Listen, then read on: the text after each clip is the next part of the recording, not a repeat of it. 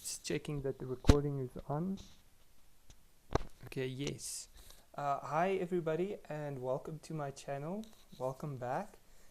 Today we're going to be exploring the Bible a bit further. Of course, I'm going chapter by chapter, and I will also review some of the previous chapters that we did as we go along. So you can see how this all ties in, because we have to read it in context. I just want to say that, if you like the material and you like these videos, feel free to share them with your friends and whoever. And if you want to see more of this kind of thing, I will be trying to upload once every week or more than once if I have time, So then just subscribe, and then you'll be notified when I bring out new material. So as you can see, I've got a very interesting tale that we're going to be discussing today. It's Noah's flood. And but before I get into that, I want to go back to what we spoke about here in Genesis. If you and I will leave the link to this video in the description of the one that I did on Adam and Eve. I just want to go here and remind you, because if you'll see in that video, I said that you'll see that Adam lived to be very old, and so here it says that, because the point I was making is that the serpent didn't lie, and okay, in some translations it says the serpent is Satan. In this one it doesn't, but truth of the matter is the serpent told the truth, because he says, ye shall not surely die, and while they didn't die from eating the fruit at least, but they did die of old age. If you look here, it says, this is Genesis chapter 5, and it says here that 5 verse 5, and all the days that Adam lived. This is after, because this is a genealogy of Adam's descendants, and it says, after he begat all of his children, Adam lived 930 years, and then he died. So he lived to be old, a very old man. And so the serpent didn't lie. He told the truth there. And the thing that I wanted to say about the creation story was that, this God, and really I encourage you to watch that video as well, but this God, he didn't just punish Adam. According to the Bible, later, I think it's in the book of Romans, I'll have to confirm this, but it says, through one man, sin and death entered into the world, and they're referring to Adam there. And the thing is, so basically God punished, he didn't just punish Adam, he punished all of Adam's descendants. Every single one down the line, even today, everyone is guilty. Because Adam did something out of ignorance that he had no possible way of knowing was wrong, because he didn't have knowledge of good and evil. This is the kind of God that we have. And honestly, when I think about innocent, because and we're gonna later, when we get to the book of Exodus, we're gonna speak about God punishing innocent people, and people who had absolutely nothing even to do with the crime, because in Exodus 20 it says, I'll punish your descendants up to the 3rd and the 4th generation. And this kind of thing, this is what's happening in North Korea right now.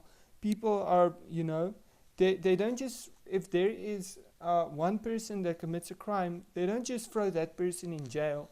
They throw his mom and his dad and everybody for, I think, like 2 to 3 generations. Everyone who knew that guy goes to jail as well. And this God and Kim Jong Un, I think they'll be great friends because he's doing the same thing. He's punishing all of humanity here for such a petty thing, something that that Adam couldn't have prevented. So right. Anyway, I just thought I would clear that up before I started getting into the scripture. I'm not going to read this whole genealogy. If you want, you can do it. But I don't want to go over time in this video. I only have a limited time to do this. So it's Genesis chapter 5 if you want to read it. I'm going to jump into Genesis chapter 6. And it says, "And it came to pass when man began to multiply on the face of the earth, and the daughters were born unto them, that the sons of God saw the daughters of men, that they were fair. And they took them as wives of all which they chose. And the Lord said, My spirit shall not always strive with man, for that he also is flesh. Yet his days shall be 120 years. Okay, I'm not going to go into the interpretation of what this could mean, because, everybody has their own opinion of this specific scripture, which in my opinion is very vague. When they say the sons of God, that can mean many things, so it doesn't say the Nephilim. Okay, maybe in some translations, I don't know, but it can mean many things, and I'm not going to go into that, because this isn't about what the sons of God did. This is about God's moral character, the moral character of Jehovah, and this is what we're looking at today. So it says there were giants in the earth in those days, and also after that, when the sons of God came in unto the daughters of men, they bare children to them. The same became mighty men, which are of old men of renown. And God saw that the wickedness of man was great in the earth, and that every imagination of the thoughts of his heart was only evil continually. And it repented the Lord that he had made man on earth, and it grieved him at his heart. And the Lord said, I will destroy man whom I have created from the face of the earth, both man and beast and creeping thing, and the fowls of the air, for it repenteth me that I have made them. But Noah found grace in the eyes of the Lord. These are the generations of Noah. Noah was just and perfect in his generations, and Noah walked with God. Now, you know what? In my next video, I'm going to do a video specifically on a chapter which just shows Noah's moral character. So what I want you to do is I want you to remember this verse. I'm not going to speak about it in this video, but I want you to remember this verse for a future video, and I'm going to come back to it. But it says here, Noah was a just and perfect man in his generations, and Noah walked with God. So just remember this, because this is going to give you an idea of what kind of a person is just and perfect in God's eyes. And Noah begat 3 sons, Shem, Ham, and Japheth. The earth was corrupt before God, and the earth was filled with violence. And God looked upon the earth, and behold, it was corrupt, for all flesh had corrupted his way upon the earth. And God said unto Noah, The end of all flesh is come before me, for the earth is filled with violence through them, and behold, I will destroy them with the earth. Make thee an ark of gopher wood. Rooms shalt thou make in the ark, and salt pitch it within and without with pitch. And this is the fashion which thou shalt make of it. The length of the ark shall be 300 cubits, the breadth of it 50 cubits, and the height of it 30 cubits. A window shalt thou make into the ark, and in a cubit thou shalt finish it above. And the door of the ark shalt thou set aside thereof. With the lower, second, and third stories shalt thou make it. And behold, I do bring a flood of waters upon the earth, to destroy all flesh, wherein is the breath of life, from under the heaven, and everything that is in the earth shall die. So when he says everything in the earth, that to me it implies literally everything, animals, every single thing, plants, uh, but with thee I will establish a covenant, and thou shalt come into the ark, thou and thy sons and thy wife, and thy sons' wives with thee. And of every living thing of all flesh, 2 of every sort shalt thou bring into the ark, to keep them alive with thee. They shall be male and female, of fowls after their kind, of cattle after their kind, of every creeping thing on the earth after his kind. 2 of every sort shall come unto thee, to keep them alive. And take thou unto thee all food that is eaten, and thou shalt gather it to thee, and it shall be food for thee and for them. And thus did Noah, according to all that God commanded him. So did he. Read this from the King James Version. Okay, so, this thing about the flood, it's been discussed by atheists and creationists and everybody alike, and I mean, yes, okay, I'm not going to go into that long debate. Was there a flood? Wasn't there a flood? Is it possible for there to be a flood?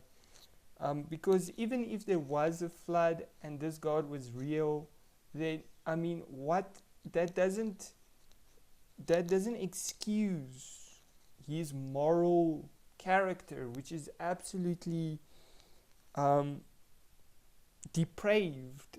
This being is really depraved. And the reason why I say this, he says that the earth was full of wickedness.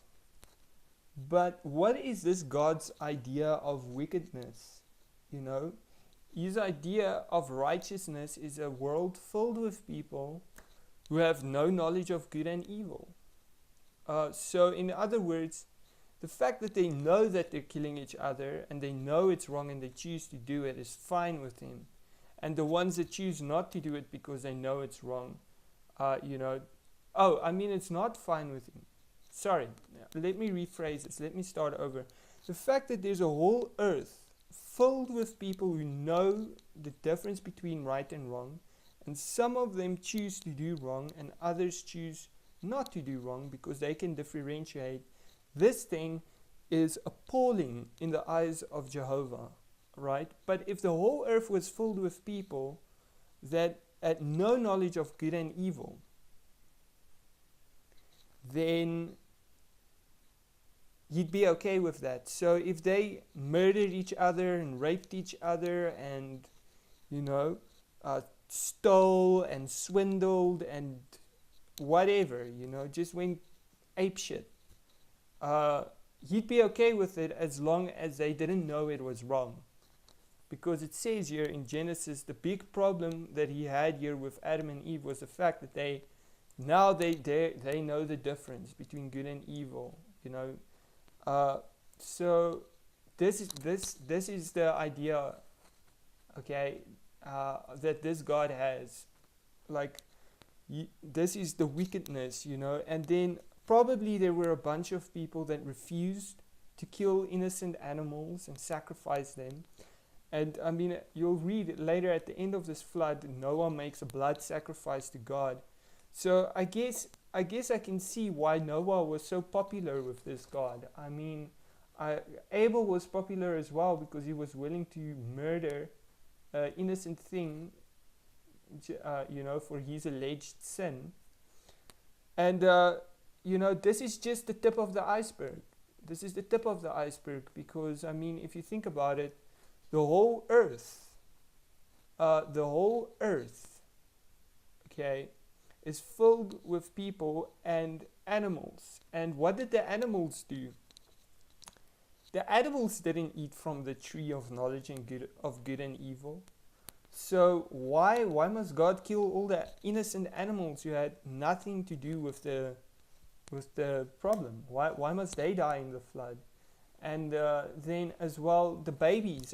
Babies were born, and apparently, because they were born and they are descendants of Adam, they are already guilty. Even if they've never committed a crime, in this God's eyes, A baby is guilty because he, even that small baby, in the eyes of God, can differentiate or will eventually be able to tell the difference between right and wrong. So he must perish in the flood. This compassionate, merciful God, this is his way, you know. And I mean, let's just think about it. What would happen if the world, adhered to this kind of morality? I mean, we'd get a country where, you know, someone does something small. Maybe he steals a cell phone and they catch him, and now he must go to prison, and his kid that had nothing to do with the cell phone, that didn't even know that his dad, this kid's going to go to jail as well, and this kid's grandkid is going to go to jail. Why? Because his dad stole a cell phone. You know, this is God's justice. This is his morality. You know, and everyone who ever came from, you know, from that guy who stole the cell phone, his descendants are all cursed now. You know, even if they would never, maybe some of them would probably never ever steal a cell phone in their life, but they have to be punished, you know. So this is how this forgiving, loving, merciful God is, you know. And obviously the only way that you can escape this wrath is if you accept the human sacrifice of Jesus Christ, you know. And because why? Because you have sin, you know. And this is my question. Is why? Who does this God think he is to tell you that you have sin? But because, I mean, he says, okay, what is sin? For instance, in the Bible it says to murder is a sin, right? But God murdered all of these people, innocent people, in the flood. So who is he to tell you that you have sin? He's a hypocrite, first of all. And okay, what else is sin? Thou shalt not bear false witness. I'm going to get to many scriptures in the Bible where God sent spirits to deceive people, where God outright lied to people. Okay, so God, it's okay if he doesn't. He's God. He can do whatever he wants. God can lie, God can kill, God can command genocide, he can command slavery. It's fine if he does it. He's God. He's powerful, might is right, and he can do what he wants, you know. But just you don't do it, you know, because if you do it, it's wrong, but he can do it. What kind of mentality is that? It's a mentality of an evil dictator, you know. Anyway, this is what I have to say about this, and we can go on for hours and hours discussing, but this whole scripture in itself, anyone with an IQ can see that this is really evil. This is evil, okay? This is like the epiphany of evil, and you'd think that, I mean, things from here, it can't get worse, right? And then I'm going to tell you, if you think that you're wrong to think that, because if you read on in the Bible, it becomes completely depraved beyond description. This God is the sadist. I mean, he is the sadist of sadists. And we will see that later on as we go on. But yeah, you know, so this video, it's a little bit shorter than the other ones that I made. The reason is I don't have a lot of time, but I will go, you know, I will compensate for this in my next video, or in my next videos. I will try cover more material. So yeah, you know, but thanks a lot for tuning in, and you know, I encourage you as well to read ahead in the Bible. And you know, there's a lot in this one passage that we can say about ethics and morality, but you know, we would be here till next year discussing all of the dynamics of it, because the depth of this evil, it knows no, it's got no limits, you know. This God is unlimitedly depraved and evil. I mean, I don't know, on my moral conscience would smite me every day. I won't be able to sleep if I knew that I genocided the entire earth because of one guy, you know, or one guy pissed me off, now I have to kill everyone on earth, and I won't be satisfied until every last one is dead. And just, you know, and one guy that's willing to murder an innocent thing, he's okay. He's okay in my book. You know, what is that? You know, okay, but thanks a lot. And yeah, I'll see you in my next video. And yeah, thank you for watching.